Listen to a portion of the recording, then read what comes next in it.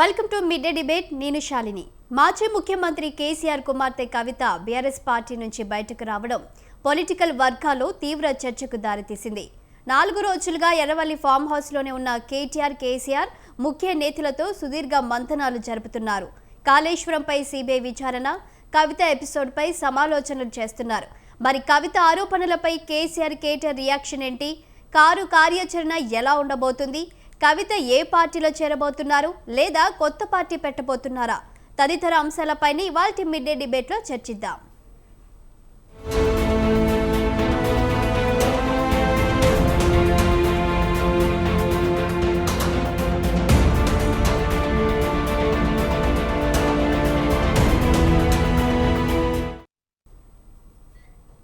ఇక ఇవాల్టి mid day డిబేట్లో ముందుగా విశ్లేషకులు శ్రవణ్ కుమార్ గారు, అలాగే బీజేపీ రాష్ట్ర నాయకులు పైల కృష్ణారెడ్డి గారు ఇద్దరు కూడా ఉన్నారు.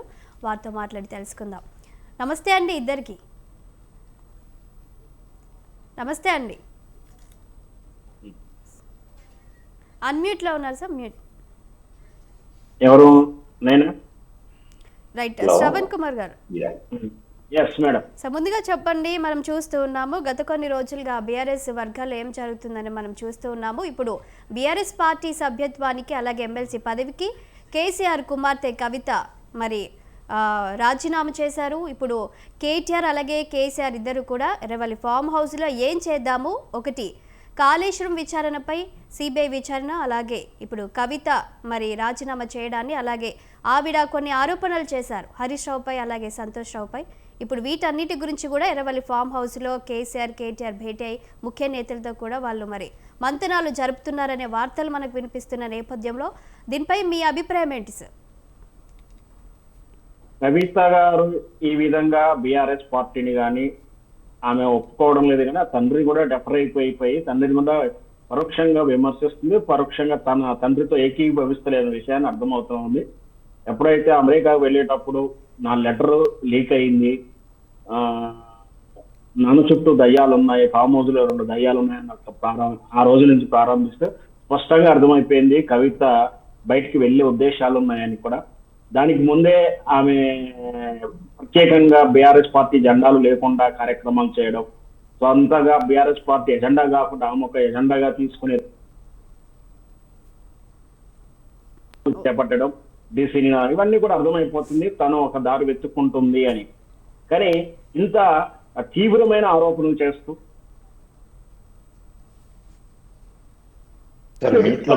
బీఆర్ఎస్ పార్టీ సార్ మీది ఆడియో మధ్యలో కట్ అవుతుంది సార్. శ్రవణ్ గారు మెసేజ్లు వచ్చినప్పుడు అట్లా అవుతా ఉంటది, మనం మీట్లో పెట్టలేదు, మీట్లో ఉంది ఆల్రెడీ. ఓకే చెప్పండి సార్.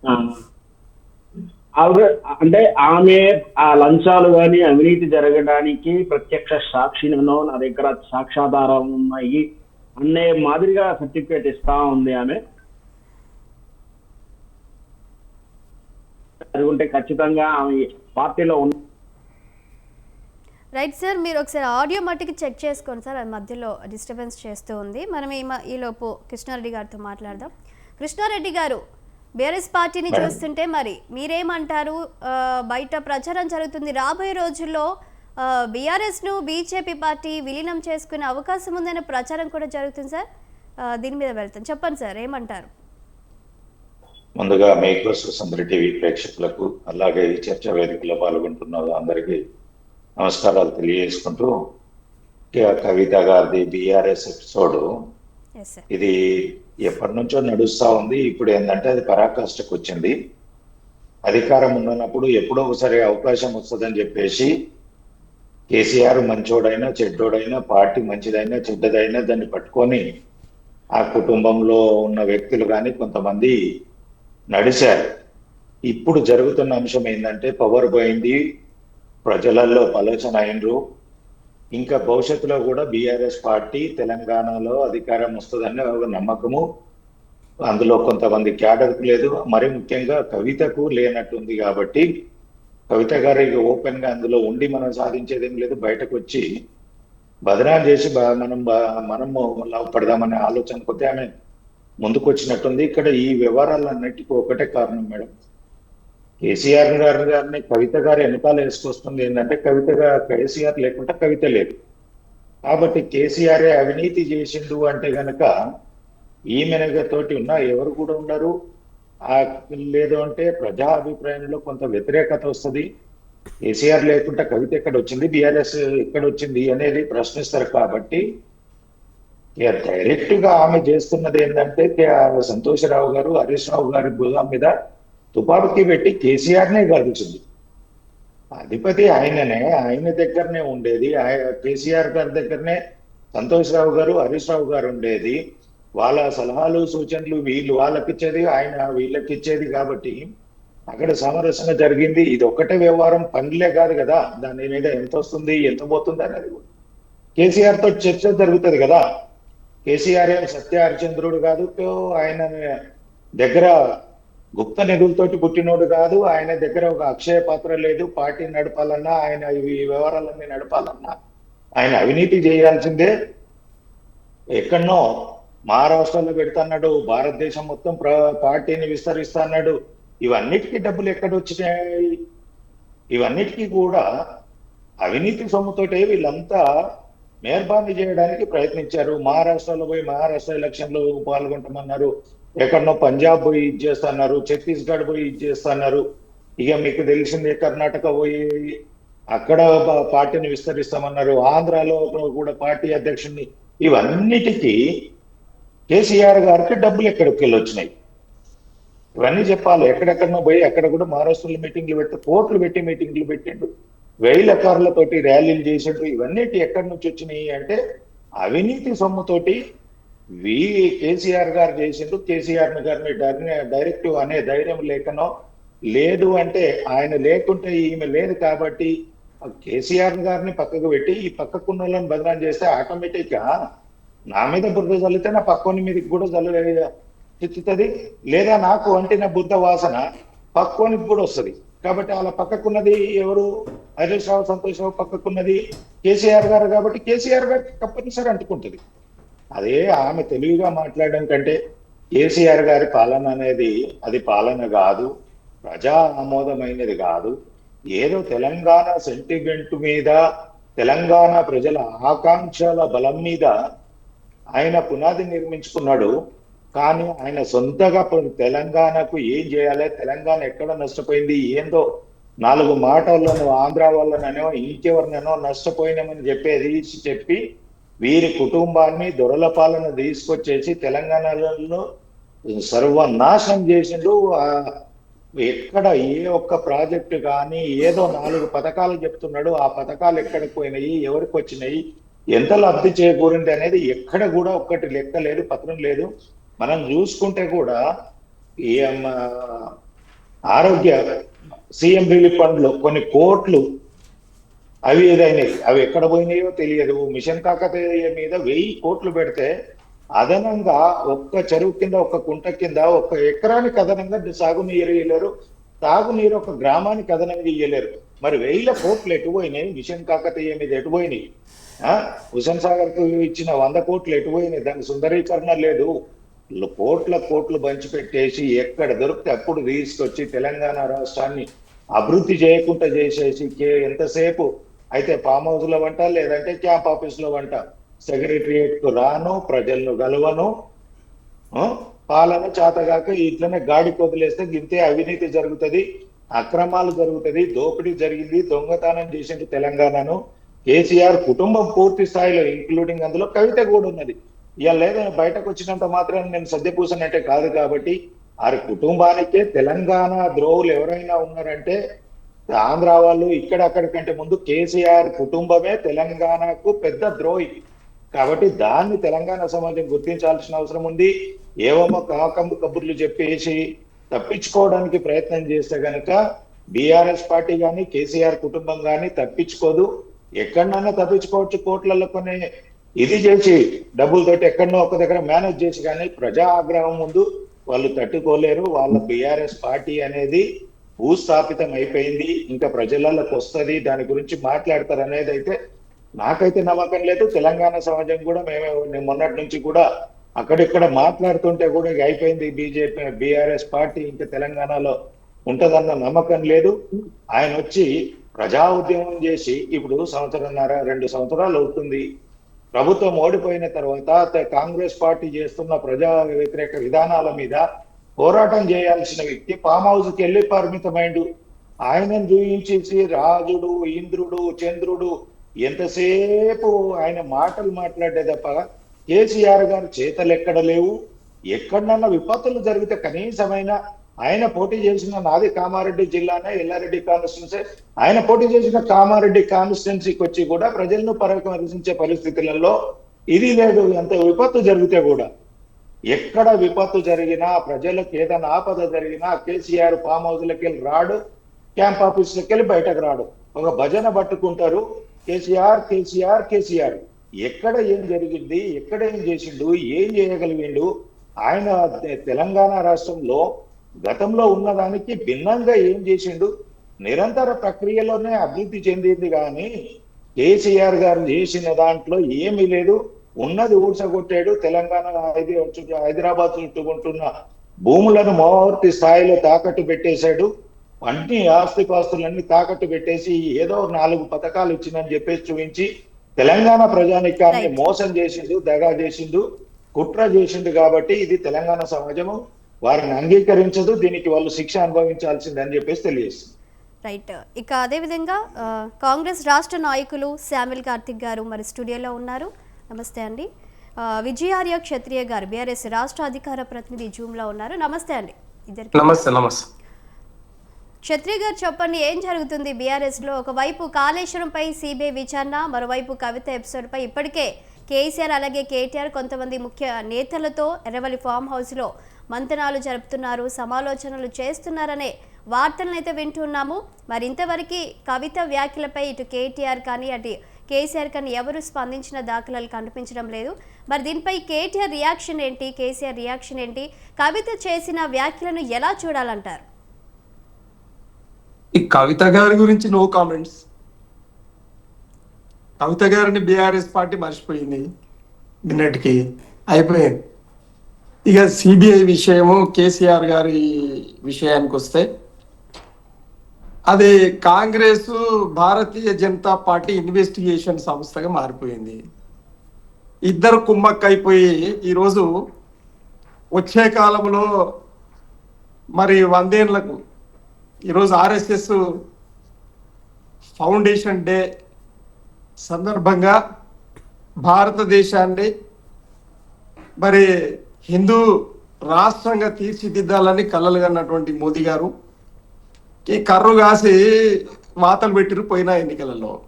అయినా కూడా మా చంద్రబాబు నాయుడు గారు, నితీష్ గారు మరి భారతీయ జనతా పార్టీని కాపాడి ఈరోజు ప్రభుత్వం 3వ దఫాగా నడుస్తూ ఉన్నది, పరిపాలన నడుస్తూ ఉన్నది. ఈరోజు హాస్యాస్పదం ఏంటంటే, ఒక తెలంగాణ బిడ్డ అయి ఉండి, ఉద్యమకారుడు అయి ఉండి, తెలంగాణ ఉద్యమంలో పాల్గొని ఉండి మరి కృష్ణారెడ్డి అన్న కూడా ఆ విధంగా కేసీఆర్ గారి గురించి, కేసీఆర్ గారు చేసినటువంటి ఉద్యమం గురించి, రాజకీయ ఉద్యమం గురించి చిన్నగా చేసి మాట్లాడితే మాకు నగొస్తుంది. ఆయన నవ్వుడు కాదు, మాకు నగొస్తున్నది భారతీయ జనతా పార్టీ గురించి. ఈరోజు 2 లక్షల కోట్ల రూపాయల అప్పు చేసినటువంటి మోదీ గారి గురించి ఏం మాట్లాడతారో మరి కృష్ణారెడ్డి అన్న చెప్పాల్సిన అవసరం ఉంది. అట్లనే ఈరోజు మొత్తము పబ్లిక్ సంస్థలన్నింటినీ కూడా ప్రైవేటైజేషన్ చేసి మరి పేదలను ఇంకా నిరుపేదలుగా, అలాగే ధనవంతులను ఇంకా ధనవంతులుగా తయారు చేస్తున్నటువంటి మోదీ పరిపాలన గురించి ఆయన్నే చెప్పాలా. ఇక్కడ చూస్తే కవిత గారిపై నో కామెంట్స్ అంటే ఇప్పుడు హాట్ టాపిక్ అవుతుందే కవిత గారు కదా. ఆవిడ 20 ఏళ్ళు బీఆర్ఎస్ పార్టీలో ఉండి బీఆర్ఎస్ అధినేత కూతురు 20 ఏళ్ళ తర్వాత ఈరోజు పార్టీ సస్పెండ్ చేయడం ఒక రీజన్ లేదంటారా? లేదంటే ఆవిడ సభ్యత్వాన్ని తర్వాత ఎమ్మెల్సీ పదవికి రాజీనామా చేయడంపై మనం మాట్లాడుకోవద్దంటారా? సమాధానం చెప్పాల్సిన అవసరం ఎంతైనా ఉంది కదా. అయితే కేసీఆర్ గారి నిబద్ధతకు తార్కాణమే సస్పెన్షన్ అండి, కవిత గారి సస్పెన్షన్. ఆయనకు రాజకీయాల మీద, తెలంగాణ ప్రజల మీద, తర్వాత మొత్తం భారతదేశ అవనికలో ఈరోజు లౌకికవాదిగా, కరుడుగట్టిన లౌకికవాదిగా మోదీ గారిని, ఆర్ఎస్ఎస్ ను, బీజేపీని ఎదుర్కొనే ఏకైక నాయకుడు కేసీఆర్ గారు. ఇది భజన కాదు, రేపు పొద్దుగాల చూస్తారు ఎంత తీవ్రంగా ఉద్యమం ఉంటుంది అనేది. తెలంగాణ ఉద్యమాన్ని మించిన ఉద్యమం, లౌకిక ఉద్యమం వస్తుంది. ఎందుకంటే ఈరోజు మోదీ గారు ఒక నియంతగా, ఆర్ఎస్ఎస్ ఒక నియంతృత్వ సంస్థగా, భారతీయ జనతా పార్టీ ఈరోజు ఒక హిందువులు అనుకుంటూ ఆ హిందువులనే బతకని పరిస్థితిని తీసుకొచ్చినటువంటి భారతీయ జనతా పార్టీకి ఈరోజు ఎక్స్క్యూజ్ మీ అండి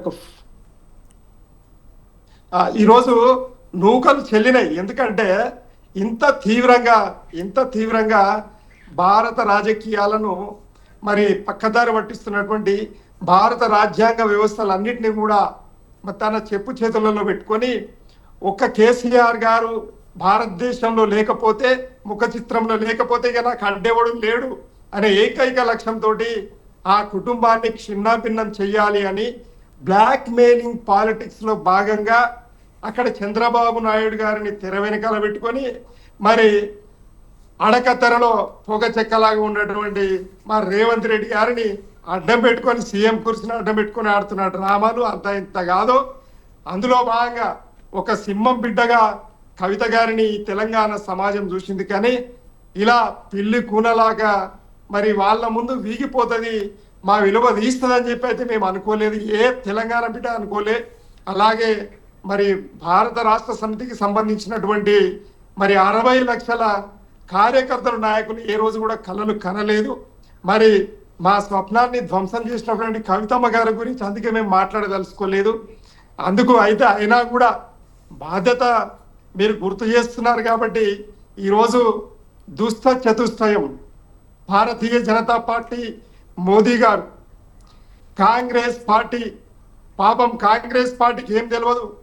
ఈరోజు అవసరం ఉంది కానీ రేవంత్ రెడ్డి రూపంలో ఉన్నటువంటి తెలుగుదేశం పార్టీ ముఖ్యమంత్రి రేవంత్ రెడ్డి గారు, అలాగే దాని అధినాయకుడు అయినటువంటి చంద్రబాబు నాయుడు గారు, మరి వీళ్ళందరూ కూడా ఈ దుష్ట చతుష్టయం అంతా కలిసి ఈరోజు కాకవీకలు చేద్దాం, బీఆర్ఎస్ ను నాశనం చేద్దాం, మరి ఆ కుటుంబాన్ని ఛిద్ర విచిత్రం చేద్దామనే ఉద్దేశంతో వీళ్ళు పన్నిన పన్నాగంలో పిల్లి కూనగా మా సింహం బిడ్డ ఈరోజు కవితమ్మ గారు ఆ విధంగా చూస్తే మాకు జాలి వేస్తా ఉన్నది, బాధ వేస్తా ఉన్నది. అయితే ఆయన సార్ ఇక్కడ చూస్తే ఎందుకని మరి హరీష్ రావుని, సంతోష్ రావుని టార్గెట్ చేసి మాట్లాడారు కవిత? మరి అలాగే నాన్న మీ చుట్టూ దయ్యాలున్నాయి, మీరు దేవుడు కానీ మీ చుట్టూ దయ్యాలున్నాయి, ప్రమాదం పొంచి ఉంది రామన్నకు, అలాగే నాన్నను జాగ్రత్త చూసుకోనని వీరిద్దరి టార్గెట్ చేస్తూ వారిద్దరికి జాగ్రత్తలు చెప్తున్నారు. మరి ఎందుకని వాళ్ళని టార్గెట్ చేశారు అనుకోవచ్చు. ఇవంతా ముసలికన్నీరు. ఈరోజు కేసీఆర్ గారి శరీర భాగాలుగా పనిచేసినటువంటి హరీష్ రావు గారి గురించి, అలాగే సంతోష్ రావు గారి గురించి ఆమె ఆ విధంగా మాట్లాడడము వాళ్ళ కుటుంబ సభ్యులకు కూడా ఒప్పట్లేదు. ఇక్కడ విచిత్రమైన పరిస్థితి ఏంటి అని అంటే ఈరోజు నిజంగా కూడా మేము బాధపడతా ఉన్నాం, నిజంగా కూడా దుఃఖపడతా ఉన్నాం. ఈరోజు ఆఫ్టర్ ఆల్ ఒక భారతీయ జనతా పార్టీ ఉచ్చులో, ఆఫ్టర్ ఆల్ ఒక కాంగ్రెస్ పార్టీ, పాపం కాంగ్రెస్ పార్టీని మళ్ళీ అనకూడదు కానీ రేవంత్ రెడ్డి గారి బ్లాక్ మెయిల్ ఉచ్చులో, చంద్రబాబు నాయుడు గారు బ్లాక్ మెయిల్ ఉచ్చులో ఇరుక్కుపోయి భయపడి, ఆ కేసుకు భయపడి మరి ఈ విధంగా ఆమె మనసు మార్చుకొని ఎందుకోసం ఆ విధంగా చేస్తుందో మాకు అర్థం కాని పరిస్థితిలో ఉన్నది. అయినా కూడా మా బిడ్డ కాబట్టి మేము త్వరలో, ఎందుకంటే సస్పెన్షన్ వేటే వేయబడ్డది, మరి ఆమె మనసు మార్చుకొని మరి మా అధినాయకుడు కేసీఆర్ గారి వద్దకు వచ్చి క్షమాపణలు అడిగి మరి నన్ను ఈ విధంగా బ్లాక్మెయిల్ చేసిండ్రు, నేను భయపడిపోయి ఈ విధమైనటువంటి ముచ్చట్లు మాట్లాడనని చెప్పి ఆమె క్షమాపణ అడిగితే మళ్ళీ ఖచ్చితంగా కూడా క్షమార్హ బుద్ధి కలిగినటువంటి మా నాయకులు కేసీఆర్ గారు క్షమించి ఆమెను సొంత బిడ్డగా అలాగే పార్టీ బిడ్డగా 2 రకాలుగా అక్కున చేర్చుకునే పరిస్థితి ఉంది. ఆయన ఏమో చెప్పలేం ఏం జరగబోతుందో, ఆమె కార్యాచరణ ప్రకటిస్తా అన్నది కాబట్టి అందుకే మేము నో కామెంట్స్ అన్నాం. అయితే ఇందులో ఈరోజు ఈ రాజకీయ నీచపు క్రీడలో ఈరోజు కృష్ణారెడ్డి అన్న అంటా ఉన్నాడు, తెలంగాణ 2014 కంటే ముందున్న తెలంగాణను ఒకసారి మళ్ళా నెమరు వేసుకోవాలి, 2014 తర్వాత 2024 వరకు జరిగినటువంటి ఒక మరి సుపరిపాలనను నెమరు వేసుకోవాల్సిన అవసరం ఉన్నది. కానీ పార్టీలు వేరైనంత మాత్రాన కేసీఆర్ గారి పరిపాలనను తక్కువ చేసి మాట్లాడడం, కేసీఆర్ గారు మరి చూపినటువంటి ఒక తెగువ, ఈరోజు నీళ్లు నిధులు నియామకాలలో నీళ్లను మొదలుగా తీసుకొని ఆంధ్ర పాలకులు మరి ఒక్క సుక్క నీళ్ళు ఇయ్యని పరిస్థితుల్లో తెలంగాణ ఉద్యమాన్ని తన చేతులు పట్టుకుని రాజకీయ ఉద్యమంగా మార్చి ఈ రోజు కాళేశ్వరం కడితే దాన్ని కూలేశ్వరం అని చెప్పి ఈ రోజు దుష్ట చతుష్టయం బదనాం చేస్తా ఉంటే సిబిఐ అనేది వాస్తవంగా కేంద్ర ప్రభుత్వ ఉన్నతాధికారుల ఒక అవినీతిని విచారణ చేసే క్రమంలో సిబిఐ వ్యవస్థ ఉంటే సిబిఐ వ్యవస్థ ఏం చేస్తుందండి? ఈ రోజు ఈయనేదేలలేదు సిబిఐలో ఏం తేలుతుంది? ఉన్న తప్పిదం జరిగింది ఎక్కడ? ఒకవేళ తేలితే ఆ అధికారుల దగ్గర ఉన్నటువంటి ఒకవేళ ఎవరైనా అవినీతి పనులు అయితే వాళ్ళు వెళ్తారు, కానీ మరి సిబిఐ విచారణకి ఇవ్వాల్సిన సందర్భం అది కూడా సరిగ్గా మరి ప్రభుత్వానికి తెలియదా? సిబిఐకి అప్పచెప్పే విషయము దాని ప్రొసీజర్ కూడా తెలియకుండా ఈరోజు ప్రవర్తించి మొట్టికాయలు హైకోర్టు మొట్టికాయలు వేసింది. ఇది మనం తెలుసుకోవాల్సిన అవసరం ఉన్నది. అంటే ఈరోజు ఏదో విధంగా ఈ రాజ్యాంగ వ్యవస్థలన్నింటినీ ఉపయోగించి కేసీఆర్ గారిని లొంగదీసుకొని పార్టీ మార్పు చేసి మరి భారతీయ జనతా పార్టీలో కలుపుకుందామని ప్రయత్నం చేస్తే అందులో చిన్న ఒక వ్యక్తి అయినటువంటి మరి మా కవితమ్మను 163 రోజులు ఈరోజు జైలు పాలు చేసినా మరి కేసీఆర్ గారు చెల్లించలేదు. ఆయన తప్పు చేసిన ఆరోపణలు వచ్చినా నా సొంత బిడ్డ అయినా నేను ఒక కార్యకర్తగా చూస్తా అని చెప్పి ఆయన నిబద్ధత నిరూపించుకున్నాడు. ఒక్కరోజు కూడా ఆమె జైల్లో ఉంటే వెళ్ళలే. వచ్చిన తర్వాత కూడా ఆమెతోటి సరిగ్గా లేడు. ఎందుకనంటే సొంత బిడ్డ రేపు పొద్దుగాల ప్రపంచమంతా నా మీద వేలెత్తి చూపుతుంది, ఎందుకు ఆ పేరు దాంట్లో లిక్కర్ కేసులో ఉంది అని చెప్పి ఆయన బాధతో దుఃఖంతో ఆ విధంగానే ఉన్నాడు. మరి ఆమె తన వ్యవహార శైలిని మార్చుకున్నందుకు గాను బహిర్గతంగా తన కుటుంబాన్ని తన పార్టీ వ్యవహారాలన్నింటినీ బహిర్గతంగా మాట్లాడినందుకు సస్పెండ్ చేయడం జరిగింది. దీంట్లో కేసీఆర్ గారిని ఈరోజు ప్రపంచమంతా కూడా మెచ్చుకుంటా ఉన్నారు. ఎస్, లీడర్ అంటే ఈ విధంగా ఉండాలి, తన వారికైనా బంధువర్గానికైనా సొంత బిడ్డలకైనా కార్యకర్తలకైనా ఒకే రూపంగా ఉండాలని చెప్పి మేమేమనుకుంటున్నామంటే ఈరోజు 39 మంది ఎమ్మెల్యేలలో ఒక ఎమ్మెల్యే చనిపోతే మరి బై ఎలక్షన్ అయితే ఓడిపోతే మరి 38 మందిలో 10 మంది ఎమ్మెల్యేలు పోయారు. మరి నిన్నగాక మొన్న మా ఎమ్మెల్యే ఒక ఆయన చనిపోయారు. అంటే దాదాపు 27-26 మంది ఎమ్మెల్యేలు ఈరోజు 21 మంది ఎమ్మెల్సీలు, అంటే 6 మంది ఎమ్మెల్సీలు పార్టీ మారిండ్రు, 10 మంది ఎమ్మెల్యేలు పార్టీ మారిండ్రు ఈ కుట్రల వల్ల. అయినా కూడా ఇలాంటి పార్టీ మరి పార్లమెంటులో రాజ్యసభలో మరి 4 ఎంపీలుగా ఉన్నారు. ఇలాంటి పార్టీ మునిగిపోయింది, బీఆర్ఎస్ పని అయిపోయింది అనడం ఇంతవరకు సమంజసము? మరి భారతీయ జనతా పార్టీ సభ్యులు ఆలోచన చేయాలి, కాంగ్రెస్ పార్టీ సభ్యులు ఆలోచన చేయాలి. ఇలాంటి దుర్మార్గమైనటువంటి కుట్రలు కుతంత్రాలతో మరి బీఆర్ఎస్ పార్టీ ఎక్కడ పోదు. ప్రజల మనసులలో ఈరోజు నిండుగా ఉన్నదనే విషయాన్ని మీకు తెలియజేస్తా ఉన్నా. రేపొద్దుగల లౌకికవాది భారతదేశంలో ఏ పార్టీ అయినా ఉన్నది అని అంటే అది ఖచ్చితంగా బీఆర్ఎస్ పార్టీ, అది నిరూపితం కాబోతుంది. కేసీఆర్ శ్రీరామ రక్ష ఈ భారతీయ జనతా పార్టీ నుండి, ఈ కుట్రబాజీ కాంగ్రెస్ నుండి కాపాడే ప్రజలను కాపాడే ఏకైక నాయకుడు కేసీఆర్ గారు మాత్రమే తెలియజేస్తా ఉన్నాం. రైట్. శామ్యుల్ కార్తిక్ గారు మీరేమంటారు? నిన్న కవిత చేసిన వ్యాఖ్యలు ఎలా ఉన్నాయంటే మరి రేవంత్ రెడ్డి వెనుక ఉండి ఇదంతా నడిపిస్తున్నారు, హరీష్ రావు రేవంత్ రెడ్డికి సరెండర్ అయినప్పటి నుంచే బీఆర్ఎస్ పార్టీ వర్గాలు ఇవన్నీ జరుగుతున్నాయి అన్నట్టు కూడా ఆవిడ మరి కొన్ని కామెంట్స్ చేశారు. దీనిపై మీరేమంటారు? అయితే మేడం, ఈరోజు బీఆర్ఎస్ పార్టీ లేదంటే కవిత గారి వర్గం వీరందరూ మాట్లాడేది చూస్తే మరి వారిపైన జాలిపడాలా, నవ్వాలా, ఏం చేయాలో అర్థం కావట్లేదు. ఎందుకంటే 1-2 ఏళ్ళు, అంటే ఇప్పుడు కాంగ్రెస్ పార్టీ అధికారంలోకి వచ్చి 20 నెలలు అవుతుంది. 20 నెలలు వెనక్కి వెళ్తే వీళ్ళు ఏమన్నారు? ఎవడాడు రేవంత్ రెడ్డి, ఈ రాష్ట్రంలో ఎవడు వాడు, వానికేముంది రేవంత్ రెడ్డికి, ఆ రేవంత్ రెడ్డి వచ్చేది లేదు సచ్చేది లేదు, మీరు వాడిని నమ్మకుండ్రి అని అహంకారంతో మాట్లాడిన వాళ్ళు వీళ్ళు గారా? ఇప్పుడు వీళ్ళు వచ్చి రేవంత్ రెడ్డి వాళ్ళు ఎన్నుకున్నాడు, రేవంత్ రెడ్డి వీళ్ళు ఎన్నుకున్నాడు, రేవంత్ రెడ్డికి లొంగిపోయినరు అంటే ఏం చెప్పాలి? లొంగిపోకుండా ఉండేదే కదా రాజకీయము. మీరు లొంగిపోయి రేవంత్ రెడ్డికి లొంగ తీసుకున్నాడు అని చెప్పి అసలు ఆ మాట అనడానికి మీకు మనసాక్షి ఎట్లా ఒప్పుకుంటుందో నాకు అర్థం కాదు. అయితే లాస్ట్కు విజయ్ అన్న మాత్రం ఒక మాట అన్నారు. ఎస్, కేసీఆర్ గారిది నిజంగా సుపరిపాలన, ఎవ్వరు కాదనలేని సుపరిపాలన. కేసీఆర్ గారు ఎంత మంచి పాలన అంటే వారి పాలనకు ఎవ్వరం కూడా పేరు పెట్టకూడదు. ఎందుకంటే నీళ్లు నిధులు నియామకాలంటూ తీసుకొచ్చినటువంటి తెలంగాణ రాష్ట్రాన్ని వారు పరిపాలించినంత చక్కగా ఎవ్వరు పరిపాలించలేదు. దీన్ని మనం ఒప్పుకోవాలి. ఎట్లా ఒప్పుకోవాలి? నీళ్ళేమో గజ్వెల్ ఫామ్ హౌస్లకు పోయేంత గొప్ప విధంగా వారు తీసుకొని వచ్చారు. కట్టిన కాళేశ్వరము పర్రెలు వస్తే ఎందుకు వచ్చినాయంటే 4 సిమెంట్ బస్తాలు తీసుకొని దాన్ని మూసేస్తే పర్రెలు కనిపించవన్నంత గొప్పగా సుపరిపాలన చేసినటువంటి కల్వకుంట్ల చంద్రశేఖరరావు గారి నీళ్ళ విషయం. ఇక నిధుల విషయం, నియామకాల విషయాలకు వద్దాం.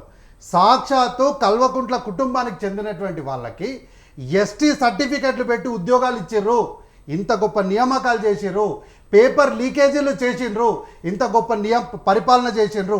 రిటైర్ అయినటువంటి వాళ్ళను అక్రమంగా 10 సంవత్సరాలు ముందుకు నడిపించడం ద్వారా 10 ఏళ్ళు ఉద్యోగం పొందాల్సినటువంటి మా యువకులు నిరుద్యోగులుగా మిగిలిపోయినటువంటి గొప్ప సుపరిపాలన అందించినటువంటి దేవుడు కల్వకుంట్ల చంద్రశేఖరరావు గారు. ఇంకా నిధుల విషయానికైతే ఆల్రెడీ ఎంక్వైరీలు జరుగుతూనే ఉన్నాయి.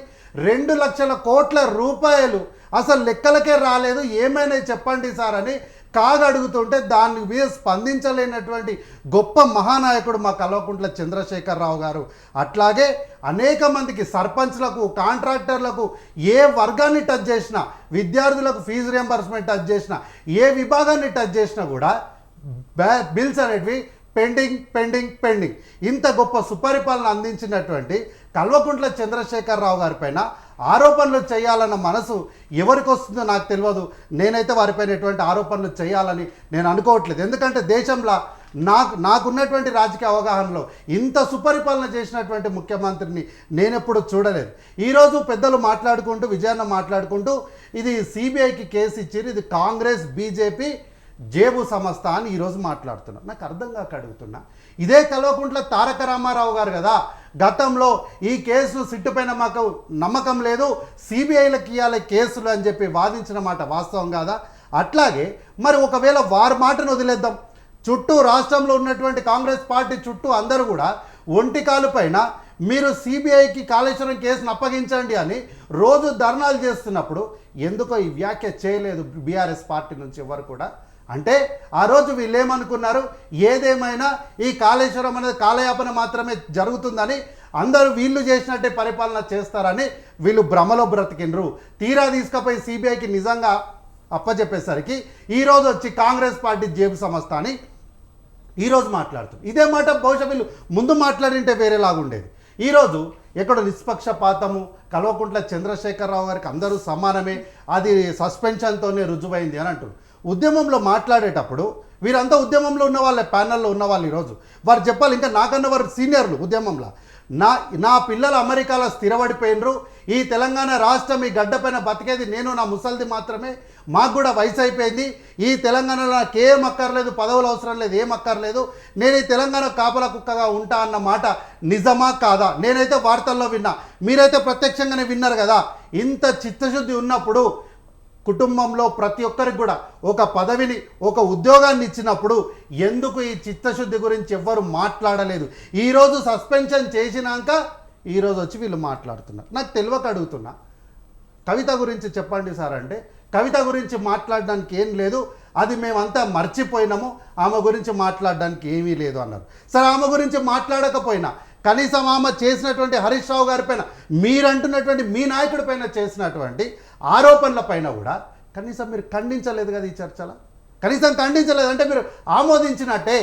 పాల వ్యాపారం పైన కాంగ్రెస్ పార్టీ బయటపెట్టింది అక్రమాలను, టానిక్ పైన కాంగ్రెస్ పార్టీ అక్రమాలను బయటపెట్టింది, దానిపైన కేసులు కట్టింది, కేసులు విచారణ కట్టింది, కోర్టుకు పంపించింది. నేను ఆమె మాట్లాడుకుంటూ ఏ పత్రికలు రాలేదు అంటున్నాను. పత్రికలన్నీ మీ దగ్గరనే పెట్టుకున్నారు కదా. నమస్తే తెలంగాణ పేపర్ మీదే, తెలంగాణ టుడే పేపర్ మీదే, టీవీ9 ఛానల్ మీదే, నమస్తే టీ న్యూస్ మీదే, సమస్తం మొత్తం మీ చేతులను పెట్టుకొని మీరు ఒక స్క్రైబును మెయింటైన్ చేసుకుంటా, ఆ స్క్రైబు నుంచి యూట్యూబ్లలో వార్తలు చదివించుకుంటా, ఏ వార్తా పేపర్లో రాలేదంటే ఆ మాట తీసుకుపోయి మీ అన్నగారిని అడగాలి, మీ నాన్నగారిని అడగాలి. కానీ దాన్ని తీసుకొచ్చి వార్తాపత్రికలు ఎందుకు వస్తలేదని చెప్పి కాంగ్రెస్ పార్టీని ప్రశ్నిస్తే దానికి ఏం చేయాలో మాకు అర్థం కాలేదు. కాబట్టి వారి అసహనానికి మేము ఏం చేయగలిగింది ఏం లేదు. లాస్ట్కు వీళ్ళు ఏమంటున్నారు, రేవంత్ రెడ్డి గారికి భయపడింది సింహం బిడ్డ అని అంటున్నారు. అంటే లాస్ట్కి వీళ్ళు ఏమన్నారు, రేవంత్ రెడ్డి గారికి భయపడ్డారు. కల్వకుంట్ల కుటుంబం రేవంత్ రెడ్డి గారికి భయపడింది అని వీరు ఈరోజు ఒప్పుకునే పరిస్థితికి వచ్చింది. ఇదే మాట మేము గతంలో నుంచి చెప్తున్నాం. రాష్ట్రం అధోగతి పాలైపోతుంది, రాష్ట్రంలో అక్రమాలు జరుగుతున్నాయి, ముఖ్యమంత్రి గారు బాధ్యతగా పనిచేయట్లేదు, వారు మానిటర్ చేయట్లేదు అని గతంలో కాంగ్రెస్ పార్టీ చెప్తే వీళ్ళందరూ మా పైన అవహేళన చేశారు. ఈరోజు అదే మాట సాక్షాత్తు కల్వకుంట్ల కవిత గారు ఏమన్నారు, మీరు మంచివారే నాన్న, మీ చుట్టూన్న వాళ్ళు మాత్రం ద్రోహులు. కాళేశ్వరం కేసులోనంట ముఖ్యమంత్రిగా ఆయన ఆర్డర్స్ ఇచ్చిందంట, లైన్ తీసుకున్నాడంట, కానీ ఏం జరుగుతుందో చూడలేదంట. ఇంత హాస్యాస్పద బాధ్యత రహితంగా మాట్లాడినట్టే ఇది. ఒక ముఖ్యమంత్రి is an custodian of the state, ఆయన ఏం జరుగుతుంది, పాలన ఎట్లా ఉంది, ఏ పథకం ఏం జరుగుతుంది, ఎన్ని నిధులు ఇస్తున్నాయి అనేది ఆయన ఓవర్వ్యూ చేయాలి. అంటే క్యాబినెట్ సమావేశాలు జరిగినప్పుడు క్యాబినెట్లో ఏ విషయాలు కూడా వీరు చర్చలోకి రాలేదు. వీరు అనవసరమైనటువంటి ఏదో క్యాబినెట్ జరిగిందా అంటే జరిగింది, లోపల ఏం జరిగిందో ఎవ్వరికి తెలియదు, ఖాళీ చాయ్ బిస్కెట్లు తాగి బయటికి వచ్చేసారు. కానీ ఎక్కడా కూడా క్యాబినెట్లో ఈ విషయాలు అనేటివి చర్చలకు రాలేదు అని ఎందుకు అనుకోకూడదో వీళ్ళు ఈరోజు చెప్పాలి. అందుకనే ఆ నిర్మాణంలో ఏం జరుగుతుందో కల్వకుంట్ల చంద్రశేఖరరావు గారికి కనీసం అవగాహన లేదు.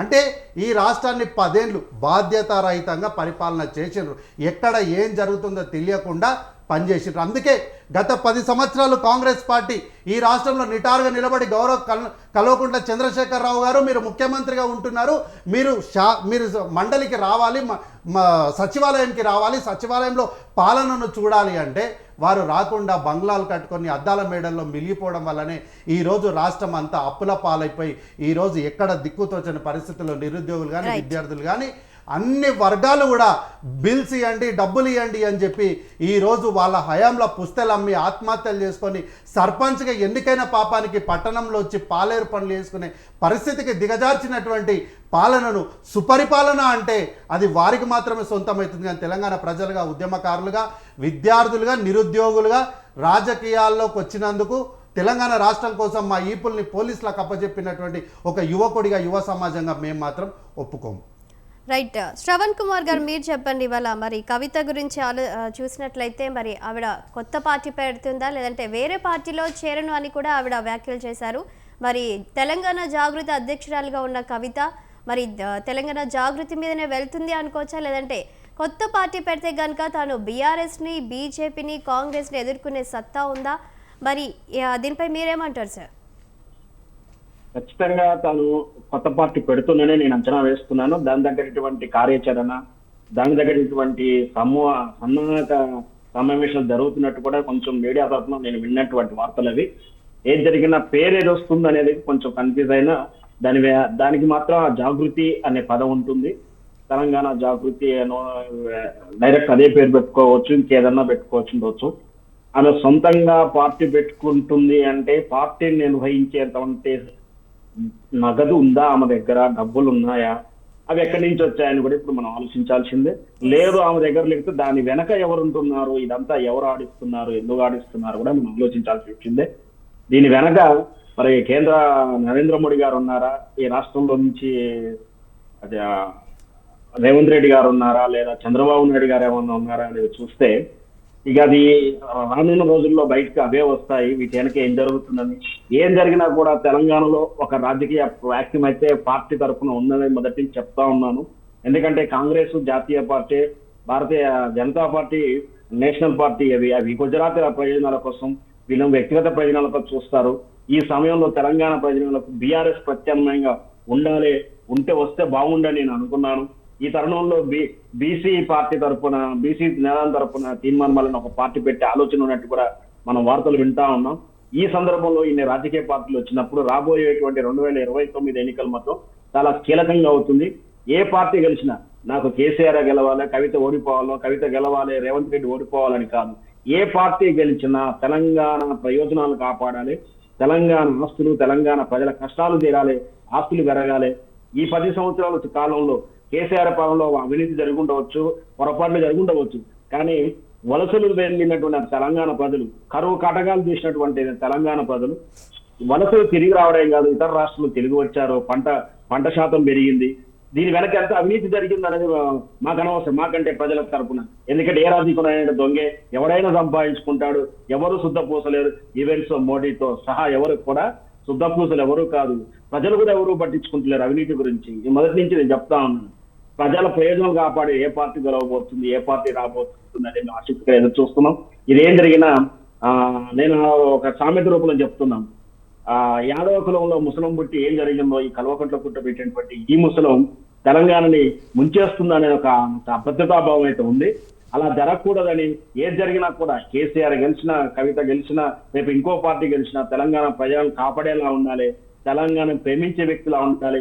కేసీఆర్ కన్నా తెలంగాణ ఎక్కువ ప్రేమించే వాళ్ళు కావాలని మేము కోరుకుంటాం. సార్, మీరు అన్నట్టుగానే కవిత కొత్త పార్టీ పెట్టబోతుంది అని అనుకుంటున్నారు. దీని వెనుక ఎవరున్నారో అని అంటున్నారు. బట్ ఇప్పుడు జరుగుతున్న పరిణామాలు చూస్తుంటే బయట జరుగుతున్న ప్రచారం ఏంటంటే అసలు హరీష్ రావుని బీఆర్ఎస్ పార్టీ నుంచి బయటకు వెళ్ళగొట్టడానికి కేసీఆరే కవితతో ఇదంతా ఈ నాటకం జరిపిస్తున్నారనే ప్రచారం కూడా జరుగుతుంది. దీనిపై మీరేమంటారు శ్రవణ్ గారు? ఖచ్చితంగా నేను ఒక విశ్లేషకుడు, నేను 4-5 ప్రాబబిలిటీస్ చాలా రకాలు ఆలోచించాను. ఇది కేసీఆర్ కవితని ఒక నెగిటివ్ ఓటు, ప్రతిపక్షాల ఓటుని చీల్చడానికి ఏమైనా తయారు చేస్తున్నాడా అనేది కొంచెం ఒక అవగాహన ఉండే నాకు. అట్లా చాయిస్ బై చాయిస్ ఆలోచిస్తున్నప్పుడు ఇది కూడా హరీష్ రావుని బలి చేస్తూ కవితతోటి హరీష్ రావుని విలన్ గా చేసేసి హరీష్ రావుని పార్టీ నుంచి పంపించే ఆలోచన ఏమైనా చేస్తున్నాడా, లేదు రేవంత్ రెడ్డి చేయిస్తున్నాడా, లేదా నరేంద్ర మోడీ చేయిస్తున్నారా, ఎవరు చేయిస్తున్నా కూడా ఈ పాత్ర పోషిస్తున్నటువంటి కవితకు మాత్రం ఆలోచన, వివేకం, విచక్షణ అయితే ఉండాల్సి ఉండే. ఆమె ఆ తండ్రి పాలన అంటే ఇండైరెక్ట్ గా తండ్రిని అవినీతిపరుడు అని చెప్తుంది, అసమర్థుడు అని చెప్తుంది. దేవుని దగ్గర దయ్యాలు ఉన్నాయంటే దేవునికి శక్తులు లేవా, దేవుని దగ్గర ఎక్కడైనా దయ్యాలు ఉంటాయా, దైవశక్తుల దగ్గర దయ్యాలు పోతాయా, అసలు ఆ విషయాన్ని మర్చిపోతా ఉంది. ఏది జరిగినా తండ్రి వైఫల్యాన్ని ఇండైరెక్ట్ గా ఆమె చెప్తూనే ఉన్నా, నోరు తెరిచి చెప్పలేకుండా అర్థమవుతూనే ఉంది.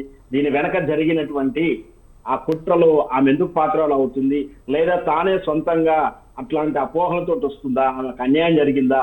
అన్యాయం జరిగిందంటే వాస్తవానికి బీఆర్ఎస్ పార్టీకి కవిత వల్లనే చాలా చెడ్డ పేరు వచ్చింది. ఓడిపోవడానికి కానీ నిన్న పార్లమెంట్ ఎన్నికల్లో 0 రావడం కానీ, మోడీ దగ్గర మొదలెళ్ళడానికి కానీ కవితే కదా కారణం. కవిత లిక్కర్ స్కామే కదా, కవిత లిక్కర్ స్కామ్ అడ్డం పెట్టుకునే కదా వాళ్ళు కేసీఆర్ ని బెదిరిస్తుంది. అంటే ఏ విధంగా చూసినా కవిత వల్ల బీఆర్ఎస్ పార్టీ నష్టపోయింది. అట్లాంటిది ఆమె ఏదో కొత్త స్పష్టంగా ఇవ మాత్రమే అన్యాయం చేయనట్టు, అవినీతి చేయనట్టు, ఆర్థిక మూలాల గురించి వెళ్తే చాలా ఉంటుంది. మనందరికి తెలిసింది, చాలా చర్చల్లో కూడా విన్నాం. వాచ్ ఖరీదు కానీ ఆ విషయాలు కానీ, నిన్న లిక్కర్ స్కామ్ అమౌంట్ విషయంలో కానీ ఇన్ని జరిగితే మరొక పార్టీ పెట్టే కంటే నిధులు ఎక్కడి నుంచి వస్తున్నాయి, ఏం జరుగుతుందని కూడా ప్రజలు ఆలోచిస్తున్నారు. ఖచ్చితంగా ఆమె పార్టీ పెట్టనైతే పెడుతుంది, ప్రజల ముందు తీర్పుకి వెళ్తుంది, ఏం జరగబోతుందో చూస్తున్నాం. ఇంకొకటి ఏంటంటే ఈ రేవంత్ రెడ్డి గారి పాలనలో రకరకాలైన వైఫల్యాల వల్ల, పీడన వల్ల ప్రజలు ఏ విధంగా తిరగబడుతున్నారు. ముఖ్యంగా యూరియా కొరత వల్ల ఎవరి వైఫల్యం అనేది కాకుండా ప్రజలేం ఆలోచిస్తారు. ఇంత మనం చూస్తా ఉన్నాం, ఎంత వీడియో రూపంలో ప్రజలంతా తిరుగుబాటు చేస్తున్నారు. ఇట్లాంటి నెగిటివిటీ ఉన్న పీరియడ్ లో బంగారుపల్లంలో స్థానిక సంస్థ ఎన్నికలుగా రాబోయేటువంటి ఎన్నికల్లో బీఆర్ఎస్ కలిసి వస్తుందేమో అని అనుకునేటువంటి తరుణంలో ఈమె ఉన్న ఫలంగా ఇట్లా విభజన వచ్చేసి ఇట్లా మాట్లాడడం, బీఆర్ఎస్ పార్టీలోనే కీలక వ్యక్తి హరీష్ రావు గారు అంటే ట్రబుల్ షూటర్ అని పేరు ఉంటే ఆమె ట్రబుల్ క్రియేటర్ అని చెప్పేసింది. క్రియేటర్ అని చెప్పింది, ఆయన బబుల్ స్టార్ అని చెప్తా ఉంది. ఇది మాత్రం ఖచ్చితంగా బీఆర్ఎస్ పార్టీకి నష్టం జరుగుతుంది. ఖచ్చితంగా బీఆర్ఎస్ పార్టీ నష్టమే. ప్రయోజనం అయితే నాకైతే కవిత రూపంలో ఉంటుందైతే అనుకోను. కాకపోతే ఈమె చేసినటువంటి ఈ హెల్ప్ వల్ల ఆమె కేసులో ఒత్తిడి ఉండకపోవచ్చు, కొత్త కేసులు పడకపోవచ్చేమో, లేదా ఈ కేసులో రిలీవ్ దొరుకుతుందేమో, కానీ బీఆర్ఎస్ పార్టీకి నష్టం అవుతుంది. బీఆర్ఎస్ పార్టీ నష్టమే నాకు సంబంధం లేదు, తెలంగాణకు మాత్రం నష్టం జరగకుండా చూడాలని రిక్వెస్ట్ గా ఉంటుంది. Right sir. బీజేపీ అధికార ప్రతినిధి కృష్ణారెడ్డి గారు, మీరు చెప్పండి. కవిత వెనుక కవితను బ్లాక్మెయిల్ చేస్తుంది బీజేపీ పార్టీ అని కూడా మరి విజయారెడ్డి గారు ఆరోపిస్తున్నారు. మీరేమంటారు సార్ దీనిపై? మేడం, ఇక్కడ తప్పులు కప్పుపుచ్చుకోవడానికి బీఆర్ఎస్ నాయకులు చెప్పకూడని అన్ని చెప్పేస్తున్నారు, మాట్లాడుతున్నారు. కానీ సార్ ఇక్కడ ఇంకో పాయింట్ కూడా చూడాలి సార్. ప్రతిసారి కూడా ఏ పార్టీ వాళ్ళైనా సరే ఇటు కాంగ్రెస్ బీజేపీ ఒకటని బీఆర్ఎస్ అంటుంది, ఇటు బీఆర్ఎస్ బీజేపీ ఒకటని కాంగ్రెస్ అంటుంది. కానీ కామన్ పాయింట్గా బీజేపీనే కనిపిస్తుంది సార్. దీనిపై మీరేమంటారు? మేడం, ఇప్పుడు తెలంగాణలో గతంలో కంటే మాకు ఓటింగ్ శాతం కానీ బలపడడం కానీ ఇప్పటికీ తెలంగాణ ప్రజలు, మీరు అవునన్నా కాదన్నా సామాన్య ప్రజల దగ్గరికి ఎవరి దగ్గరికి వెళ్ళినా రాబోయేది బీజేపీ కదా అనే టాపికే మాట్లాడుతున్నారు. కాబట్టి బీజేపీని ఎంతవరకు అయితే అంతవరకు దెబ్బతీయాలి. వీళ్ళతోటి బీజేపీ అంటగాలుతుందనో వాళ్ళతోటి వంటగాలుతుందనో బీజేపీ ఇంకేదన్నా అదృశ్య శక్తిగా పనిచేస్తున్నదనో మాట్లాడడం తప్ప వీరేం చేస్తున్నారు, వీళ్ళ కేపబిలిటీ ఏంది, ఈ గత 10 సంవత్సరాలు బీఆర్ఎస్ పార్టీ ఏం చేసింది, నీళ్లు నిధులు నియామకాల గురించని తెలంగాణ గురించి కొట్లాడినామని చెప్పేసి విజయ్ కుమార్ గారు గొప్పగా చెప్పారు. నీళ్ళు ఎటు పోయినాయి, నీళ్ల పేరు మీద నిధులు కేసీఆర్ ఇంట్లోకి పోయినాయి, తెలంగాణ ఉద్యోగాల పేరు మీద కేసీఆర్ కుటుంబంలో ఉన్న అందరికీ ఉద్యోగాలు వచ్చినాయి, కేసీఆర్కి వచ్చింది, కేసీఆర్ ఓ మరిది కొడుకు వచ్చింది, అల్లునికి వచ్చింది, బిడ్డకి వచ్చింది, కొడుకు వచ్చింది. దాని తర్వాత ఇంకా మనుమన్ని కూడా దేవాలయాల చుట్టూ ప్రోటోకాల్ పెట్టేసి తిప్పిన ఘనత వాళ్ళది.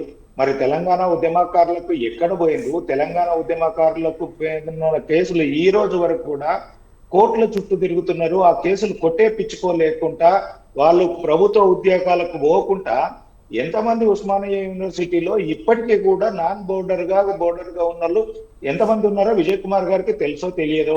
ఒకసారి కేసీఆర్ గారు ఫామ్ హౌస్ వదిలి కనీసం సెక్రటరియట్ పోకపోయినా, ప్రజలు అవస్థలు ఉన్నా 10 సంవత్సరాలలో ఎక్కడ పోయి పరామర్శించకపోయినా కనీసం పోయి అక్కడ ఒకసారి విద్యార్థుల పరిస్థితి, ఎంతమంది మీద కేసులు ఉన్నాయి, ఎంతమంది మీద, ఒక్కొక్కరి మీద 10-20 కేసులు ఉన్నాయి, వాళ్ళ మీద కేసులు కొట్టేసిండ్రా లేదా కొట్టేయకపోతే మనం చేయాల్సింది ఏంటనేది ఒక్కసారైనా కేసీఆర్ ఆలోచన చేసిండా? ఎంతసేపు ఫామ్ హౌస్ క్యాంప్ ఆఫీస్ తప్ప సెక్రటరియట్ కి ఎన్నడన్నా పోయిండా? ఈ 10 సంవత్సరాల కాలంలో మీరు చెప్తున్నారు భారతదేశ చరిత్ర, ప్రపంచ చరిత్ర. అవును, గొప్పగా మీ ముఖ్యమంత్రి గురించి మాట్లాడుకుంటారు. ఒక రాజ్యాంగ పదవులు ఉన్న వ్యక్తి సెక్రటరియట్ కోకుండా, ప్రభుత్వ కార్యాలయాన్ని కోకుండా పాలన చేసిన ఘనత ఎవరికి ఉన్నదంటే మీ కేసీఆర్ గారు అనేది ప్రపంచం మొత్తం మాట్లాడుకుంటుంది, భారతదేశం ప్రజలు మాట్లాడుకుంటున్నారు. ఆయన గొప్పతనం, ఇలాంటి గొప్పతనం గురించి మాట్లాడుకుంటారు. ఆయన చేసిన ఏమీ లేవు, త్యాగాలు అనేది ఏమీ లేదు. తెలంగాణ ప్రజలల్లో ఆకాంక్ష ఉండే, ఆంధ్రాలో మనకు జరుగుతున్న అన్యాయమో, నీళ్లు నిధుల కామాలలో ఇబ్బందులు జరుగుతున్నాయి. ఆ రోజు జరుగుతున్న ఉద్యమం వెల్లి లక్ష్మి లాంటి వాళ్ళు చాలా మంది కూడా మేధావులు తెలంగాణ ఉద్యమం గురించి మాట్లాడుతుంటే దీనికి ఒక పార్టీ ఉండాలి ఇది అన్నప్పుడు కేసీఆర్ గారు ఆయనకు ఆ పార్టీలో పదవి రాకపోతే ఈయన ముందుకు వచ్చాడు. ఆయన ముందు పెట్టేసి వెనకాల మేధావులు వాళ్ళందరినీ తెలంగాణ ఉద్యమాన్ని నడిపిస్తే వాళ్ళందరికీ ఏ ఘోష పెట్టించిండో అందరికీ తెలుసు. విజయ్ గారు మీరు అవన్నీ మర్చిపోయి కేసీఆర్ గారు పూజ చేయడము, భక్తి భజన బంద్ చేసి తెలంగాణ సమాజం గురించి ఆలోచన చేయండి. తెలంగాణ సమాజము, తెలంగాణ దేనికి కావాలన్నది, తెలంగాణ ప్రజల ఆకాంక్షలు ఏమున్నాయి, దానికి అనుగుణంగా కేసీఆర్ పాలన సాగిందా లేదా అనేది మీరు చెప్పండి. అంతేగాని ఎంతసేపు కేసీఆర్ ఎక్కడ కేసీఆర్ ఉన్నాడండి? ఎన్ని లాంటి దెబ్బలు తగిలినాయి, ఎంతమంది అయినాయి? ఓ తెలంగాణలో ఆయన ఒక్కడే కాదు కదా, ప్రతి ఒక్కరు చేసిండ్రు, ప్రతి ఒక్కరి మీద కేసులు ఉన్నాయి, ప్రతి ఒక్కరు ఆస్తులు అమ్ముకున్నారు, కేసులు పెట్టించుకున్నారు, భార్య పిల్లలను కోల్పోయినారు, 12 మంది విద్యార్థులు బలిదానాలు చేసుకున్నారు. ఆ టైంలో వ్యవసాయదారులు 40-50 రోజులు ఆర్టీసీ కార్మికులు బంధు పెడితే కూడా పెళ్ళాం పిల్లలకు జీతాలు ఇవ్వలేకపోయినా వాళ్ళు తెలంగాణ ఉద్యమం గురించి కొట్లాడినరు. ఆ 10-50 రోజులు వ్యవసాయదారులు పొద్దున కూరగాయలు బస్సులలో వేసుకొచ్చుకొని అమ్ముకునేటోళ్ళు కూడా అమ్ముకోలేకుండా తెలంగాణ వస్తే మాకు చాలు అని చెప్పేసి కూరగాయలను కూడా ఇంటి దగ్గర బారేసి తెలంగాణ ఉద్యమానికి సహకరించిన వ్యక్తులను మీరు మర్చిపోయి ఒక కేసీఆర్ చేసిండు తెలంగాణ ఉద్యమము. ఆయన ఏదో ఉద్ధరించిండు, ఇది ఆయన కుటుంబం గురించి తెలంగాణ ఉద్యమాన్ని పెట్టుకున్నాడు. ఆయన రాజకీయ ఔచిత్యం కొరకు తెలంగాణ వాడుకున్నాడు అని ఆయన గురించి తెలంగాణకు జరిగింది ఏముంది? తెలంగాణ ఉద్యమం చేసిన వాళ్ళకి ఏమొచ్చింది చెప్పండి. సార్, ఇక్కడ కవితను అడ్డం పెట్టుకొని కేసీఆర్ ని బ్లాక్ మెయిల్ చేస్తుంది బీజేపీ పార్టీ అని విజయార్య గారు ఆరోపిస్తున్నారు. దీనిపై ఏమంటారు? మేడము, మా బీజేపీ పార్టీ దగ్గరికి మొన్న మా ఎంపీ గారు సీఎం రమేష్ గారు కుండబద్దలు కొట్టినట్టు చెప్పిండ్రు. వీళ్ళు చేసిన అవినీతి మీద కానీ, తెలంగాణలో చేసిన అక్రమాల గురించి కానీ, ఫోన్ ట్యాపింగ్ గురించి కానీ, వ్యక్తిగత జీవితాలలోకి వెళ్ళి ఎవరిని ఎంత ఇబ్బంది పెట్టిండ్రు, ఇవన్నీ కేసులల్లా ఇది ఉంటేనే మా సీఎం రమేష్ గారి దగ్గరికి వెళ్ళి మేము పార్టీనైనా విలీనం చేస్తాము, కొత్త అయినా ఉంటాము అని చెప్పేసి మా కేంద్రం చెప్తే అది ముడిపోయే నావా మురిగిపోయింది, ముక్కిపోయింది. దాన్ని తోటి మనం మంట కాగితే మనకేముంది? మనం స్వచ్ఛంగా ఉన్నాము, నీతిబద్ధంగా ఉన్నాము, ధర్మబద్ధంగా ఉన్నాము. బీఆర్ఎస్ లాంటి పార్టీని మురికిని మనం ఎందుకు అంటించుకోవాలని చెప్పేసి నా జాతీయ నాయకత్వం దగ్గరికి రానియలేదు, ఇది చేయలేదు కూడా. అది కూడా కవితనే చెప్పింది కదా. ఇట్లా మా బీఆర్ఎస్ వల్లే పోయి బీజేపీలో విలీనం అయితే కూడా వాళ్ళు ఒప్పుకోలేదని. మాకు అవసరము కూడా లేదు, మాకు ఉన్న స్ట్రెంత్ ఉంది. ఇక్కడ తెలంగాణలో రాబోయే రోజుల్లో బీజేపీ అధికారంలోకి వస్తుంది, మా కార్యాచరణ మాకున్నది. కాబట్టి ఇలాంటి అవినీతి పార్టీ తోటి, ఇటువంటి కుటుంబ పార్టీ తోటి బీజేపీ ఎన్నడూ కూడా పాలన చేయదు. కుటుంబ పాలనకే బీజేపీ వ్యతిరేకం. ఆ కుటుంబంలో అర్హులైనలకు ఏదైనా ఇది ఉండొచ్చు, కానీ మా స్వతహాగా ఎదుగుతాయి. మాకు కూడా బీజేపీలో డైరెక్ట్ గా మీరు ఎక్కడన్నా చూడండి, ఎంత పెద్ద నాయకుడైనా సరే వారి కుమారులున్నా, కొడుకులున్నా, వారి ఎవరున్నా సంస్థాగతంగా మాకు ఏబీవీపీ నుంచి స్టార్ట్ అయితేనే వారికి పార్టీలో ఇది ఉంటుంది, ఏబీవీపీ, బీజేవైఎం. దాని తర్వాత ఏమన్నా మండల స్థాయి నుంచి యువజన విభాగాలల్లా లేదంటే మా మోర్చాలల్లో పనిచేసిన తర్వాతనే ఇది ఉంటుంది. కానీ డైరెక్ట్ గా ఏ ఒక్కరికి ఈ రోజు వరకు కూడా మా దగ్గర ఉన్నారు, ఆలే నరేంద్ర గారి కొడుకున్నారు, ఆయన పని చేస్తున్నారు. ఆయనకి ఈ రోజు వరకు డైరెక్ట్ ఇవ్వాలి, ఆయన స్వతహాగా రావాలని చెప్తున్నారు. బద్దం బాలరెడ్డి కొడుకు గారు ఉన్నారు, చాలా మంది సీనియర్ నాయకులు, బీజేపీ నాయకులు ఉన్నారు, దత్తాత్రేయ గారి కూతురు ఉన్నది, మీరందరూ చూశారు. వాళ్ళందరూ స్వతహాగా కష్టపడి తెచ్చుకున్నారు కుటుంబ పాలనకు. వారి తర్వాత వీరికి ఇవ్వాలన్నది ఎక్కడ కూడా మాకు చేయట్లేదు. కాబట్టి స్వతహాగా వరకు స్తోమత ఉన్నదంటే అందరికీ అవకాశం ఇచ్చింది, పదవులు ఇచ్చింది, వాళ్ళు ప్రూవ్ చేసుకుంటున్నారు.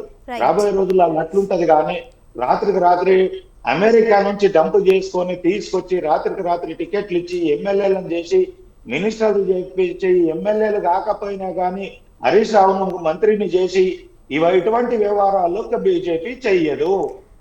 అది గుర్తుంచుకోవాలి బీఆర్ఎస్ నాయకులు, టీఆర్ఎస్ నాయకులు అని చెప్తున్నారు. రైట్. విజయార్య గారు మీరు చెప్పండి. మరి ఇప్పుడు కవిత అంటున్నారు అవినీతి అనకొండలు హరీష్ రావు సంతోష్ అని, నాన్న మీరు జాగ్రత్తగా ఉండండి అని అటు కేటీఆర్కు కేసీఆర్కి చెప్తున్నారు. అంటే ఇక్కడ హరీష్ రావు ఏం చేస్తున్నారు ఏంటి అనేది ఇక్కడ కేసీఆర్కి తెలీదా, లేదంటే నిజంగానే ఆవిడ వ్యాఖ్యానించినట్లుగా మరి కాళేశ్వరం విషయంలో అవినీతి జరిగింది అని అనుకోవచ్చా? దీనిపై మీరు ఏమంటారు? మరి మరోవైపు ప్రజల నుంచి వస్తున్న ప్రశ్న, ఎన్నోసార్లు ముఖ్యమంత్రి రేవంత్ రెడ్డి అసెంబ్లీకి రావాలి, కేసీఆర్ వచ్చి చర్చించాలి, ప్రశ్నించాలి, మేము సమాధానం చెప్పడానికి రెడీగా ఉన్నామని అడిగినప్పుడు కూడా ఇప్పటివరకు ఆయన అసెంబ్లీకి వెళ్ళలేదంటే మరి ప్రతిపక్ష నేతగా ఆయన ఎందుకు వెళ్ళడం లేదనే ప్రశ్న ప్రజల్లో ఉంది. ఎలక్షన్స్ ముందు ఎన్నో సభలు పెట్టి తిరిగిన కేసీఆర్ ఓడిపోయిన తర్వాత ఎర్రవల్ల ఫామ్ హౌస్కే పరిమితం అయ్యారు, ప్రజల మధ్యలోకి రావడం లేదు. ఇటు కేటీఆర్ హరీష్ రావు అంటారు రేవంత్ రెడ్డితో మాట్లాడే అర్హత, కేసీఆర్ వచ్చి మాట్లాడే అర్హత రేవంత్ రెడ్డికి లేదు అని కూడా మేము సరిపోతామని అనడం ఎలా చూడాలంటారు? అంటే కేసీఆర్ వచ్చి మాట్లాడాలంటే ఏ స్థాయి కావాలి? ముఖ్యమంత్రి రేవంత్ రెడ్డికి, ఈయన మాజీ ముఖ్యమంత్రి, ఆయన ఇప్పుడు ముఖ్యమంత్రి, వీళ్ళు రైతు బిడ్డ అంటారు, వాళ్ళు రైతు బిడ్డ అంటారు, వీళ్ళు ఉద్యమం నుంచి రాజకీయం నుంచి వచ్చి ఎదిగి వచ్చిన వాళ్ళే, ఇటు రేవంత్ రెడ్డి కూడా రాజకీయంగా ఎదిగి వచ్చిన వారే. కేసీఆర్ అసెంబ్లీకి రావడానికి రేవంత్ రెడ్డికి ఏం అర్హత కావాలి అని కూడా ఇవాళ ప్రజల నుంచి వస్తున్న ప్రశ్న ఇది. దీనిపై ఏమంటారు? ఇప్పుడు రేవంత్ రెడ్డి గారి నోటి శుద్ధి లేదు కదండి. ఇప్పుడు మర్యాదపూర్వకంగా మాట్లాడే ఏ నాయకుడు ముందలైనా మనం మాట్లాడడానికి అదే నోటి శుద్ధి లేనటువంటి మరి ఈ రేవంత్ రెడ్డి గారు సీఎం కుర్చీ మీద కూర్చున్నారు. 10 సంవత్సరాల నుండి తిట్టరాని తిట్లు, అనరాని మాటలు, వ్యక్తిగతంగా మాట్లాడినా కూడా ప్రజాస్వామ్యంలో అవన్నీ సర్వసాధారణం. ఇష్టమునోడు పొగుడతాడు, ఇష్టం లేనోడు తిడతాడు అనే ఒక మంచి నీతి నియమంతో కేసీఆర్ గారు మరి ఎవరిని కూడా తిట్టిన వాళ్ళను కూడా తన సొంత బిడ్డలుగా చూసుకున్నారు. అలాగే తిట్టని వాళ్ళను కూడా, ప్రేమించిన వాళ్ళను కూడా అభిమానించిన, అందరినీ ఒక దృష్టితో చూసిండు ఆయన. కానీ చంద్రబాబు నాయుడు వర్సెస్ చంద్రశేఖర్ రావు వర్సెస్ రాజశేఖర్ రెడ్డి అనే విధంగా రాజకీయ యుద్ధం జరిగినప్పుడు ఈరోజు ఆంధ్ర పాలకులకు వంతపాడుతున్నటువంటి రేవంత్ రెడ్డి గారు ఒక సాధారణ కార్యకర్తగా మొదలై ఈరోజు తెలంగాణ రాష్ట్రాన్ని సాధిస్తే ఆనాడు భారతీయ జనతా పార్టీకి సంబంధించిన నాయకులు, కాంగ్రెస్ పార్టీకి సంబంధించిన నాయకులు అందరూ పోరాటం చేశారు. ఇది వాస్తవం, దాన్ని ఎవరైనా ఒప్పుకుంటారు. కేసీఆర్ గారు కూడా బహిరంగంగా మరి అఖిల పక్షానికి ధన్యవాదాలు కూడా తెలియజేశారు, సమర్థించారు. ఎప్పుడు ఆయన మాట కాదనలేదు. అందరు కష్టపడితేనే తెలంగాణ వచ్చింది అనేది ఆయన ఎప్పుడైనా ఒప్పుకున్న మాటనే. ఈ సందర్భంలో తెలంగాణ ఉద్యమానికి సంబంధించని ఒక వ్యక్తి తెలుగుదేశం వర్సెస్ ఏది టిఆర్ఎస్, ఏది మన కాంగ్రెస్ వర్సెస్ టిఆర్ఎస్ ఉన్న సందర్భంలో ఎక్కడ కూడా రేవంత్ రెడ్డి గారు ఉద్యమంలో పాల్గొనలేదు. అలాంటి ఒక వ్యక్తిని, అలాగే ప్రభుత్వాన్ని కూల్చడంలో ఒక కుట్రలో మరి ఒక నిందితుడిగా ఉన్నటువంటి వ్యక్తి, 5 కోట్లకు మాట్లాడి 50 లక్షలు ఇస్తూ పట్టుకుపోయినటువంటి వ్యక్తి, 24 గంటలు తిట్టినటువంటి వ్యక్తి సీఎం కుర్చీలో కూర్చునే వరకు మరి అందులో మీరున్నా కూడా మనసు ఒప్పదండి వెళ్ళడానికి. అందుకోసమే అక్కడ వెళ్ళలేదు. కానీ ఆయన స్థానంలో ఈరోజు హరీష్ రావు గారు, అలాగే మా కేటీఆర్ గారు బ్రహ్మాండంగా ఈరోజు వాదిస్తూ ఉన్నారు. మరి అన్ని విషయాలను పరిగణలోకి తీసుకుంటే మరి ఎవరి మనసు కూడా ఒప్పదు. కాబట్టి రేవంత్ రెడ్డి గారి కోసం మాత్రమే అసెంబ్లీకి రాకపోవడం అనేది వాస్తవం, ఇంకా వేరే ముచ్చట లేదు. ఇక రెండవ ముచ్చట ఏంటి అని అంటే, ఈరోజు కాంగ్రెస్, ఈరోజు భారతీయ జనతా పార్టీ లేదు, కేసీఆర్ గారి కుటుంబంని అంటే గిట్టనటువంటి వ్యక్తులందరూ కూడా ఏదైతే ఆరోపణలు చేస్తూ ఉన్నారో, మరి కేసీఆర్ గారి శరీర భాగాల్లాగా పనిచేసినటువంటి, అంటే హరీష్ రావు గారు ఒక నిట్టాడిగా నిలబడితే కేసీఆర్ గారు మొత్తం పార్టీ నిర్మాణం చేసిండ్రు. ఇది వాస్తవం. అలాంటి శరీర భాగాలైనటువంటి హరీష్ రావు గారి గురించి లేదు, సంతోష్ రావు గారి గురించి మాట్లాడడం, ఏవైతే శత్రువర్గం మాట్లాడుతామో సొంత బిడ్డ మాట్లాడుతున్న సందర్భంలో, సొంత బిడ్డ అయినా కూడా ఈరోజు నిన్నటికి తెగదెంపులు జరిగిపోయాయి. ఈరోజు కాంగ్రెస్కి ఏ విధమైనటువంటి జవాబు చెప్తా ఉన్నామో, ఈరోజు భారతీయ జనతా పార్టీకి, అలాగే మరి ఎవరైతే ఆ కుటుంబం పడిరాదో అలాంటి శత్రువర్గానికి చెప్తున్నటువంటి మాటలతో అదే విషయాన్ని మేము కవిత గారికి కూడా మేము ఏం చెప్తా ఉన్నామనంటే, అమ్మా నీవు నిజంగానే ఆరోపణ చేస్తే, నీకు దమ్ము ధైర్యం ఉంటే నువ్వు నిరూపించు. నువ్వు ఆ పార్టీతో కలుస్తావా, ఈ పార్టీతో కలుస్తావా, ఇంకొక పార్టీ పెడతావా, లేదు యుద్ధమే చేస్తావా? ఈరోజు పేరేమో హరీష్ రావు గారు మరి అలాగే సంతోష్ రావు గారు అని వస్తుంది, కానీ డైరెక్ట్ గా నిన్న కన్న తండ్రినే ఈరోజు ఇండైరెక్ట్ గా నువ్వు క్వశ్చన్ చేస్తా ఉన్నావు. అదొకటి మాత్రం గుర్తెరిగి నడవాలి. కాబట్టి నిర్ణయం ఏదైనా కూడా, ఒకవేళ యుద్ధం చేస్తుంటే యుద్ధం చేయి, నేను ఆ విధంగానే మేము చూస్తాం. 60 లక్షల మంది మరి కార్యకర్తల నాయకులు మేము ఉన్నాం కేసీఆర్ గారి వెనకాల. మా కేసీఆర్ గారి వల్లనే ఈరోజు మీకు ఐడెంటిటీ ఉన్నది, కేటీఆర్ గారికి అయినా కూడా మరి అలాగే మీకైనా కూడా. ఎందుకు కేసీఆర్ గారి పుత్రుడు పుత్రిక అని. అలాంటి సందర్భంలో మీరు ఉండాల్సిన మర్యాదలో ఉండకుండా ఈ విధంగా సొంత కుటుంబానికే తూట్లు పొడిచే విధంగా, సొంత పార్టీకే తూట్లు పొడిచే విధంగా మీ ప్రవర్తన ఏ కార్యకర్త, ఏ నాయకుడు ఒప్పడు, తెలంగాణ సమాజం ఒప్పదు. అదేవిధంగా మేము భారతీయ జనతా పార్టీతో సమానంగా, అలాగే ఈరోజు కాంగ్రెస్ పార్టీతో సమానంగా, అలాగే పార్టీ మారినటువంటి ఎమ్మెల్యేలు, ఎమ్మెల్సీలు, ఎంపీలతో సమానంగా నిన్ను కూడా ఒక పార్టీ మారిన వ్యక్తిగానే మేము చూస్తాం తప్పిస్తే మరి ఇంకా వేరేది ఏం లేదు. వాళ్ళకి ఇచ్చే సమాధానమే మీకు కూడా మేము నిరంతరాయంగా మేము ఇస్తూనే ఉంటాం. నడవనియండి, ఏం నడుస్తా చూసుకుందాం. అయితే ఈరోజు కృష్ణారెడ్డి అన్న గారు మాట్లాడుతూ మరి ఏ మాటలో కూడా ఒక నిబద్ధత ఉండాలి. 75 సంవత్సరాల తెలంగాణ పోరాటంలో మరి భారతీయ జనతా పార్టీ ఉన్నది కదా, ఒక్క నాయకుడు తెలంగాణ కోసం మాట్లాడకపోయే. మరి ఎందుకు కేసీఆర్ గారు లాగా రాజీనామా చేసి రాజకీయ యుద్ధాన్ని ఎందుకు ప్రకటించలేదు? అలాగే కాంగ్రెస్ పార్టీలో ఈరోజు రాజశేఖర రెడ్డి గారు నేను ఎట్లయినా సత్తాలోకి రావాలని చెప్పి ఆనాడు జనార్దన్ రెడ్డి గారిని పట్టుకొని 43 మందితోటి తీసుకుపోయి మరి సోనియమ్మ గారి దగ్గర, రాష్ట్రపతి గారి దగ్గర ఖచ్చితంగా తెలంగాణ ఇస్తామని చెప్పి మేనిఫెస్టోలో పెట్టించిన రాజశేఖర రెడ్డి గారు. కానీ కుట్రలో భాగంగా చంద్రబాబు నాయుడు రాజశేఖర రెడ్డి గారు ఏకమైన సందర్భంలో విధి లేని పరిస్థితులలో ఆనాడు 2001లో తెలంగాణను గెలిపియాలి, తెలంగాణ వాదాన్ని గెలిపియాలి, రాష్ట్రాన్ని సాధించాలని చెప్పి మరి కేసీఆర్ గారు పార్టీ పెట్టి చేసిన పోరాటం ఈరోజు కృష్ణన్న గారికి నచ్చట్లేదు. పరిపాలనలో భాగంగా ఈరోజు నేను అడుగుతా ఉన్నా, కాళేశ్వరం లాంటి ప్రాజెక్టులు భారతదేశంలో ఎన్ని ఉన్నాయి? మీ 18 రాష్ట్రాల పరిపాలనలో భాగంగా ఒక్క ప్రాజెక్ట్ కూడా కూలలేదా, అంత సుఖం ఉందా అని చెప్పి నేను కృష్ణ రైట్ కార్తిక్ గారు మీరు చెప్పండి. నిన్నగాక మొన్న అయితే అమ్మా, మేడం నిన్నగాక ఏం మొన్న లేదు ఇప్పుడు రైల్వే వీళ్ళంతా స్టేషన్ ఏంటి అంటే ఒక మాట్లాడండి. డ్రామా ఆడుతున్నారు మేడం. రైల్వే స్టేషన్ వీళ్ళంతా ఒక పోయి డ్రామా ఆడుతున్నారు. ఎర్రపల్లి ఏంటంటే రైల్వే స్టేషన్ ఇంతకుముందు పోయి వారు మాట్లాడుకుంటూ ఒక మాట అన్నారు. దానికి విజయ్ ఏంటి గారు, సమాధానం చెప్పాలి కదా కృష్ణన్న గారు.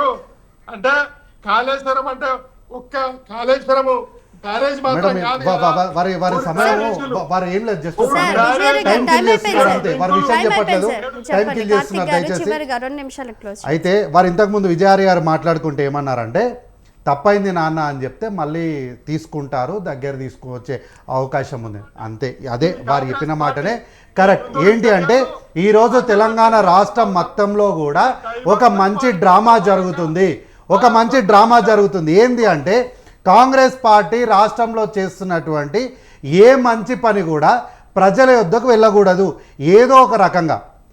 ఉదాహరణకు చెప్తా మేడం, నిన్న ముఖ్యమంత్రి గారు మనకు దగ్గరలో ఇక్కడే 100 కిలోమీటర్ దూరంలో మహబూబ్నగర్ జిల్లా దేవరకద్ర నియోజకవర్గంలో అక్కడ శాసనసభ్యులు జిఎంఆర్ మధుసూదన్ రెడ్డి గారి నాయకత్వంలో ఒక శంకుస్థాపన చేసి ఒక మంచి కార్యక్రమం చేశారు.